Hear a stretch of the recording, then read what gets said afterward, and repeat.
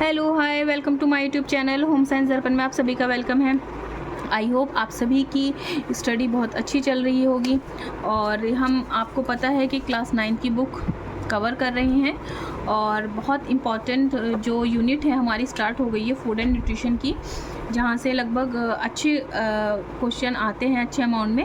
तो हमने last video में देख लिया था इंट्रो प्लस जो उसका फूड ग्रुप है, फूड ग्रुप के बारे में हमने स्टडी की है और कार्बोहाइड्रेट मैंने आपको जो बेसिक है वो हमने डिस्कस कर लिया है। अब हम नेक्स्ट टॉपिक पर आ गए हैं फैट पर। ठीक है, तो आज हम करने जा रहे हैं फ़ैट। तो जिन लोगों ने मेरी वो वीडियो जाकर नहीं देखी है वो देख लें, आपको बहुत हेल्प मिलने वाली है। छोटी वीडियो है, आप फास्ट फॉरवर्ड पर 1 से 2 बार देखेंगे तो आपका रिवीजन भी हो जाएगा। और जो लोग बिगनर हैं, जो लोग अभी स्टार्ट करी है, जिन लोगों ने स्टडी, उनके लिए बहुत ज़्यादा हेल्पफुल रहेगी। और जिन लोगों के बीच में स्किप हो गई थी और उनका भी एक जो है वो जा कर के रिवीजन हो जाएगा। तो चलिए शुरुआत करते हैं फ़ैट से। और उसके बाद पिछली वीडियो में मैंने आपसे कुछ क्वेश्चन डिस्कस करे थे और मैंने बताया था आपको कि कमेंट बॉक्स में आंसर ज़रूर करें। तो हम ये चैप्टर के लास्ट में डिस्कस करेंगे। तो ठीक है, आज हम पढ़ने जा रहे हैं फ़ैट। फ़ैट क्या है? लिपिड्स। ठीक है, लिपिड्स हैं। आई होप आपको विजुअल होगा। ठीक है, तो संगठन, ठीक है, इससे पहले थोड़ा सा देख लेते हैं कि जैसे कि हमें कार्बोहाइड्रेट से 4.2 जो है कैलोरी हमें मिलती है, इसी तरह से फ़ैट से हमें 1 ग्राम में 9.2 कैलोरी मिलती है। ठीक है, अच्छा, लिपिड क्या है? ये एक जटिल संरचना है। कैसी संरचना है? जटिल संरचना है। ठीक है, जैसे कि हमारा जो कार्बोहाइड्रेट है उसकी जो जब वो टूटता है तो वो किस में? ग्लूकोज में टूटता है। प्रोटीन हमारा किस में टूटता है? अमीनो एसिड्स में जाता है। उसके बाद में फ़ैट क्या है कि फ़ैट जो है वो ग्लिसरॉल प्लस 3 फैटी एसिड में टूटता है और ईस्टर बॉन्ड बनाता है। आपसे क्वेश्चन आ चुका है कि कैसा बॉन्ड बनाता है, तो देखिए, आई होप आपको दिख रहा होगा। हाँ, ईस्टर बॉन्ड बनाता है।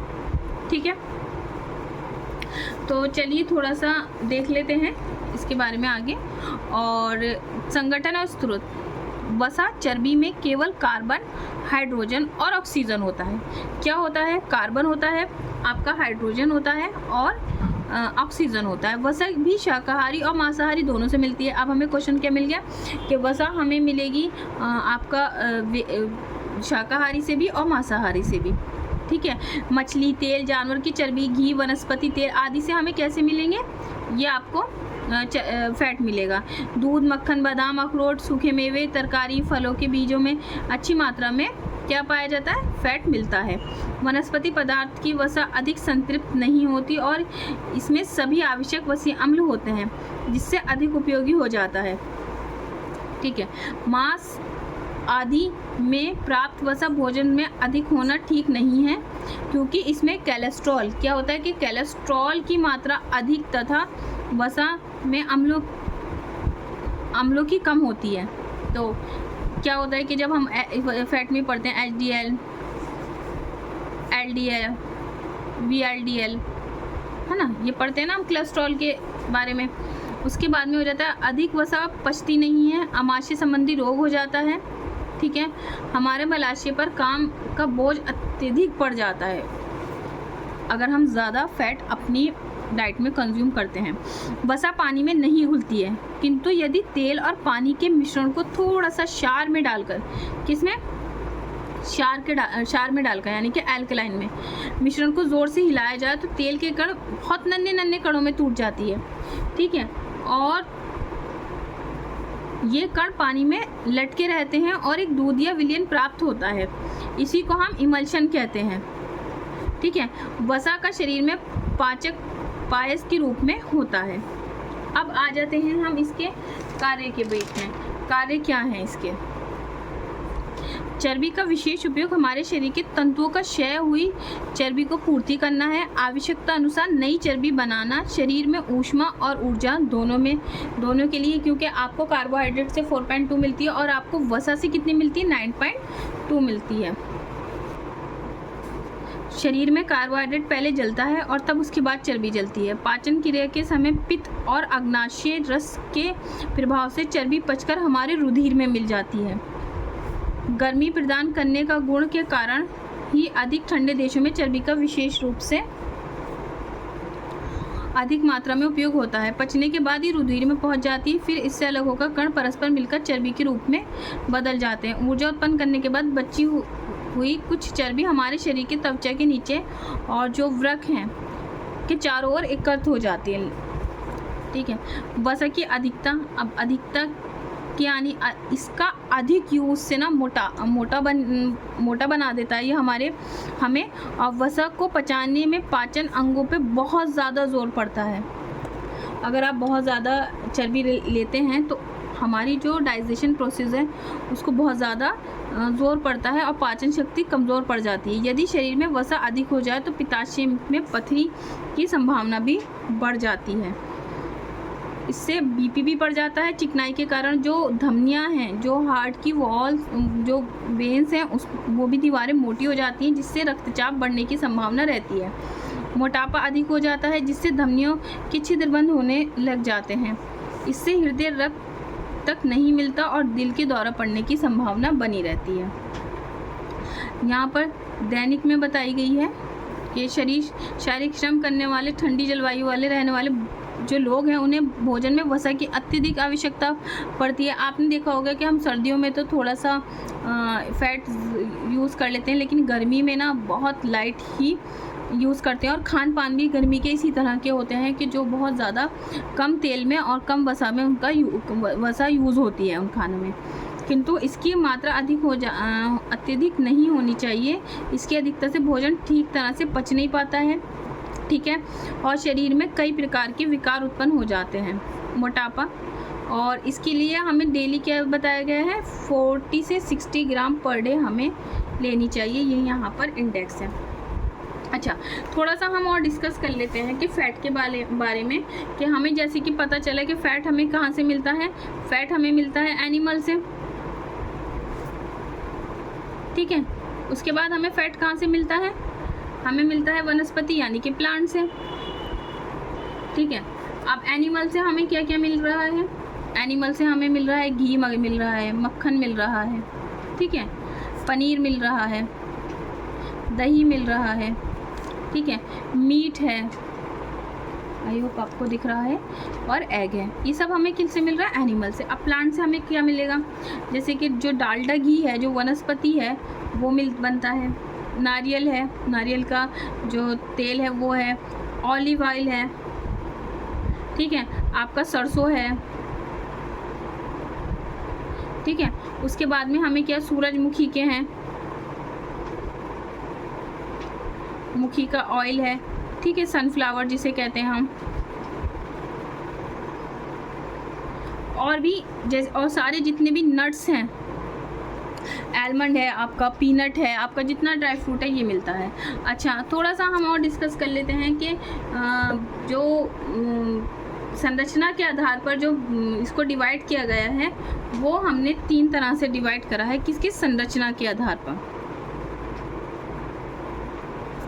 क्या क्या डिसाइड किया गया है, चलिए देख लेते हैं। सबसे पहले सरल है,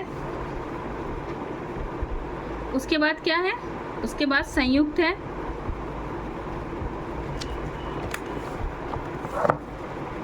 उसके बाद क्या है,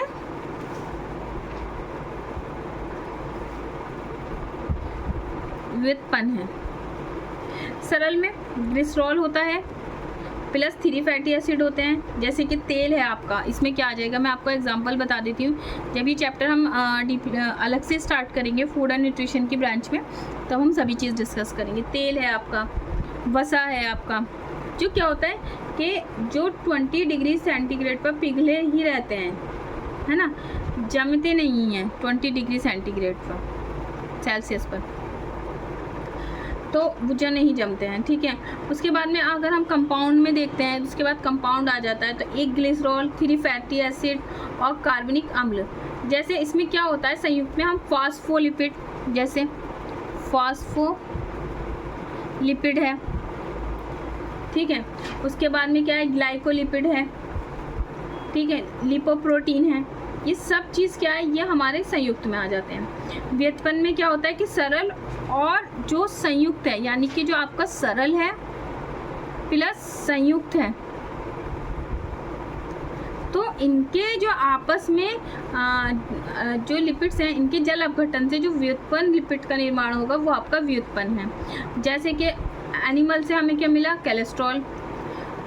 वनस्पति से हमें मिला फाइटोस्टेरॉल। मैं आपको यहाँ लिख देती हूँ कि जैसे कि एनिमल से हमें क्या मिला, कोलेस्ट्रॉल, ठीक है। और हमें जो प्लांट से मिलता है वो क्या है, फाइटोस्टेरॉल,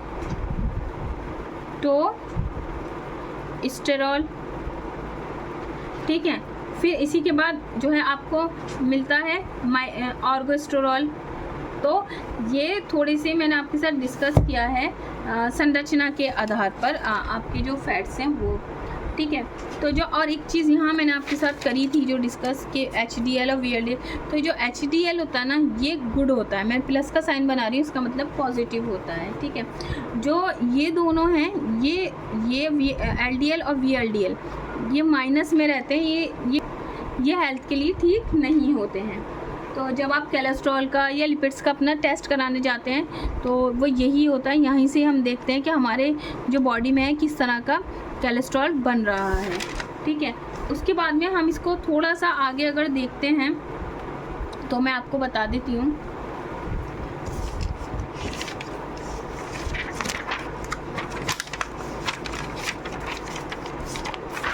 तो देखिए मैंने ना यहाँ थोड़ा सा डिस्कस कर लेती हूँ कि फैटी एसिड्स के बारे में, आई होप आपको विजुअल होगा, फैटी एसिड के बारे में, ठीक है।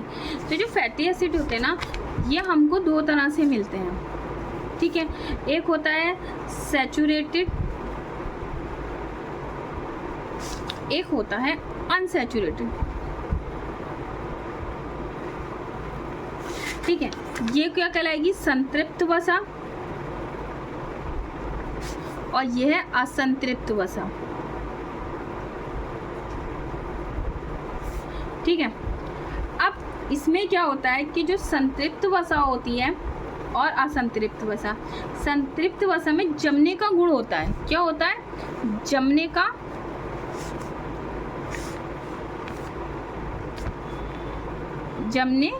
का गुण।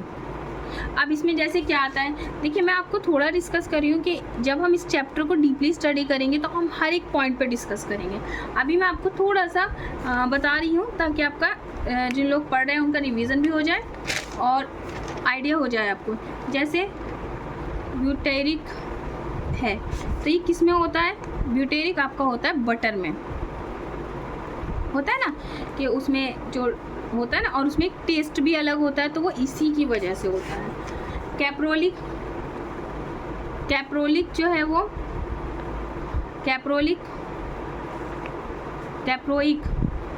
कैप्रोइक जो है वो महक किसकी, मक्खन की,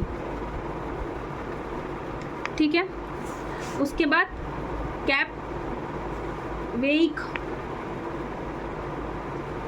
कैप्रिक जो है वो किसमें होता है, ताड़ का तेल जो होता है, ताड़ का तेल उसमें होता है, ठीक है। ल्यूरिक आपका यूरिक होता है गोली का तेल, जिसे हम नारियल का तेल या कोपरा इस टाइप से कुछ बोलते हैं, उसमें नारियल के में, ठीक है। पामेटिक होता है, ठीक।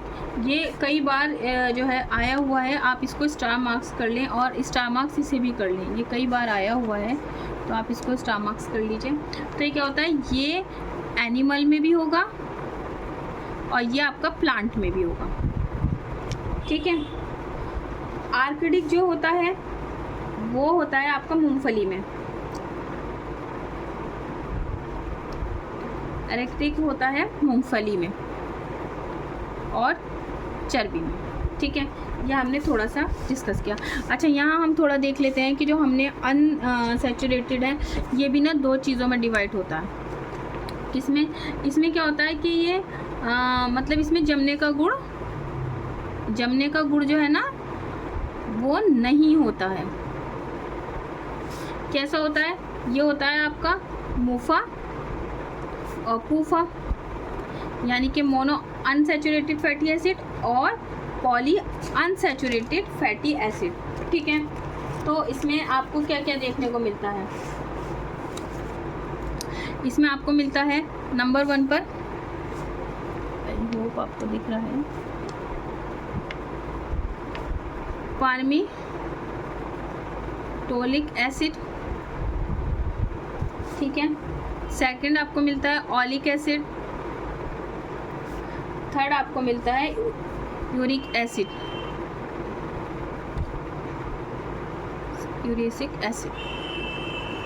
ठीक है, इसमें क्या है, जैसे इसमें है आपका, तो इसमें आपका मछली का तेल, जैतून का तेल, या जो आपका जो पिक फैट होता है वो आता है। उसके बाद में ऑलिक एसिड में ऑलिव ऑयल आता है।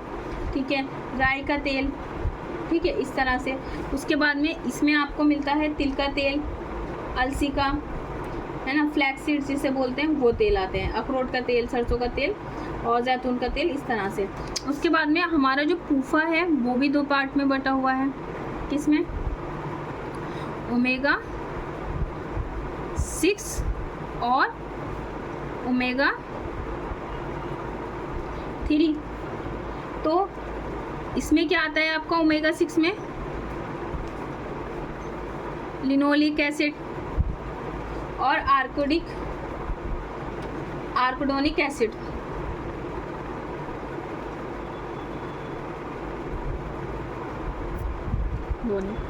तो आपका जो लिनोलिक है ये एसिड है, इसमें आपका जो सनफ्लावर ऑयल है, सोयाबीन का ऑयल है, वनस्पति है, वो आता है। आर्कोडोनिक में जो है ये एनिमल होता है, और इसमें आपका मिलता है, आपका मांस आ जाता है ना, फिश आ जाता है, तो ये आपका इसमें आता है। उसके बाद में अगर हम बात करें ओमेगा 3 के बारे में, तो लिनोलेनिक एसिड। उसके बाद में नेक्स्ट आता है आपका इकोसैंटाइनिक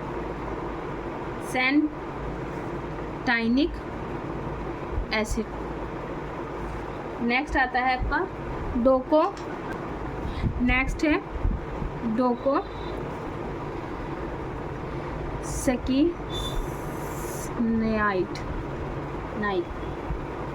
एसिड। ठीक है, इसमें फिश ऑयल वगैरह आता है।